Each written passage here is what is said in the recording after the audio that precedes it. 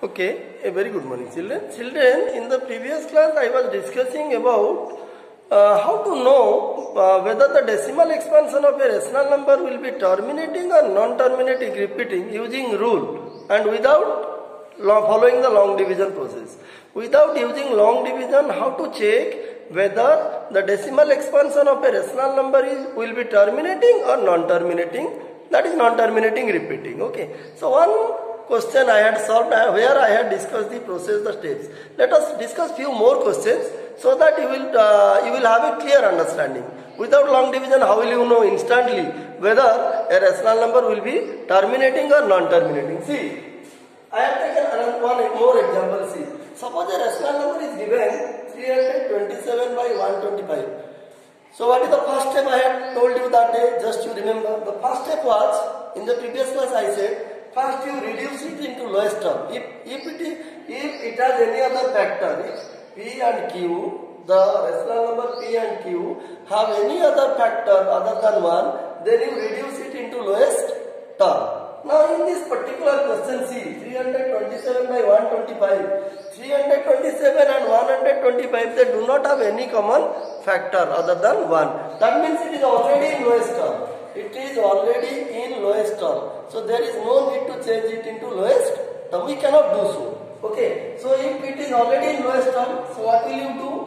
You will not divide. You see, you will not divide 327 by 125. Then how will you know whether its decimal expansion will terminate or it will not terminate? Let us see. What is the rule? That in the previous class I had told you one process. Let us see some other examples. You see. Now this is already in lowest term. Now what is the value of Q? As I said that in that class, Q equal to 125. Okay, because it is in lowest term, Q, this is the value of Q. Now you find the prime factorization of Q, that is 125. It will be 5 into 5 into 5, that is 5 to the power 3. You see, 5Q. That means you see, here the only prime factor of Q, of the rational number in lowest term, the only prime factor of Q of the rational number in lowest term is 5. You see, here the only prime factor, you see. So here only primes of Q equal to 125 is what?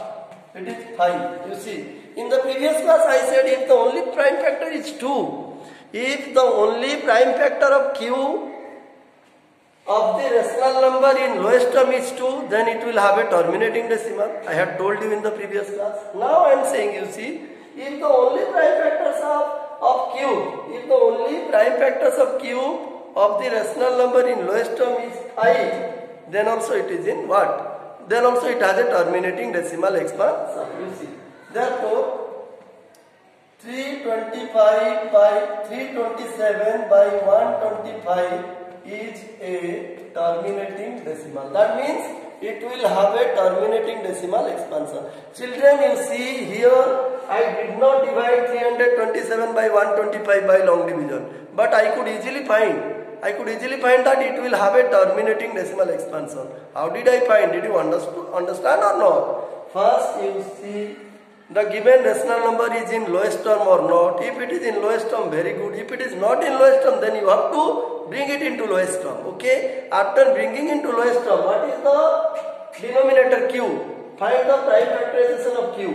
If the prime factors of Q only contain 5 or 2 or both 2 and 5, you see. If the prime factors of Q is either 2 or only 5 or both 2 and 5, then that rational number will have a terminating decimal expansion.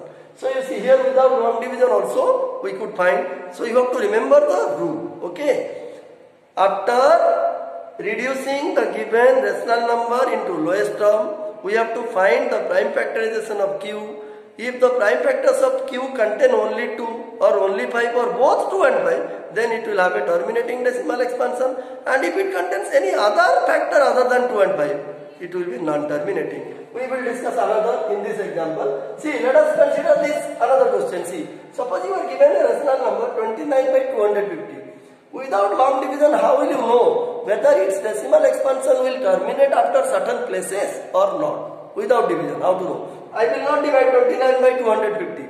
How to know? You see, first you see it is in lowest term or not. Yes, it is already in lowest term because 29 and 250 they have no common factor other than 1. So it is in lowest term, so let it be P by Q.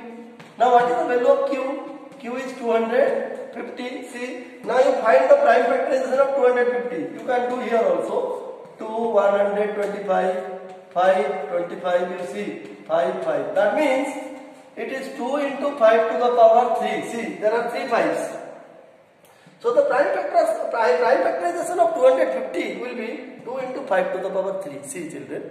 So what do you observe here? Here, the prime factor, you see, now the rational number is in lowest term, okay, and the prime factor of the denominator, that is Q, contains only prime factors 2 and 5. You see, here the only primes are, you see, only primes of 250 are 2 and 5.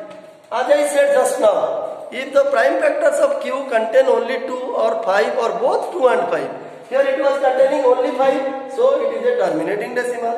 Here it is containing both 2 and 5. You see, the prime factors of 250 contain only 2 and 5. So this rational number, therefore, 29 by 250 is a terminating decimal. You see, or it will have a terminating decimal expansion. Okay. Now come, let us see where it will be non-terminating. Let us see. I have taken one example here. See, look at 22 by 190. It is also a rational number because it is a ratio of 2 integers. Okay, where the denominator is not equal to 0. Now, how to know whether this rational number will have a terminating decimal expansion or non-terminating without long division? Let us apply C. Now first you see whether it is in lowest term or not. The answer is clearly no, because you see 22 and 190 they have a common factor, that is 2. So now divided by 2 it is 11, divided by 2 it will be 95. 11 by 95, it is the lowest term of this rational number. Okay. Now after you bring it into the lowest term, this will be equal to P by Q. Okay. Now what is the value of Q here? The value of Q is 95. Okay. Now you have to find the prime factorization of what? Prime factorization of 95. So it is only 5 and 19. See, children. Because 19 into 5 is 95.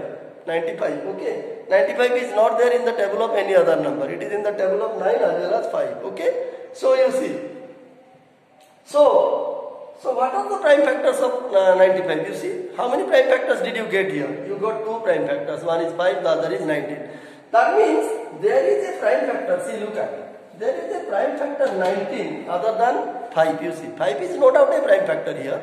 But other than 5, still there is another prime factor. What is that? It is 19. Okay. So since there is another prime factor 19 other than 5, so this rational number will not be terminating, or it will not have a terminating decimal expansion. That means its decimal expansion will be definitely non-terminating and repeating. Okay, so what will I write? Since 19 is a factor, you see, since 19 is a prime factor other than, you see, factor other than 2 and 5, other than 5, other than 2 and 5, you see. That means other than 2 and 5, there is still another prime factor 19 in the prime factorization of 95.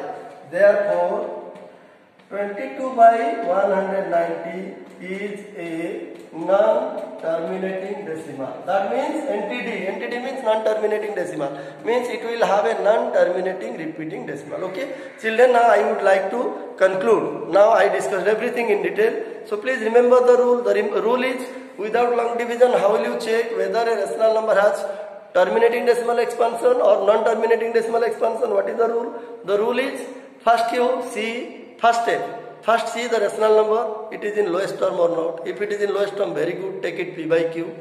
Then find the prime factor of Q. Okay, if the prime factors of Q contain only 2 or 5 or both 2 and 5, then it will have a terminating decimal expansion.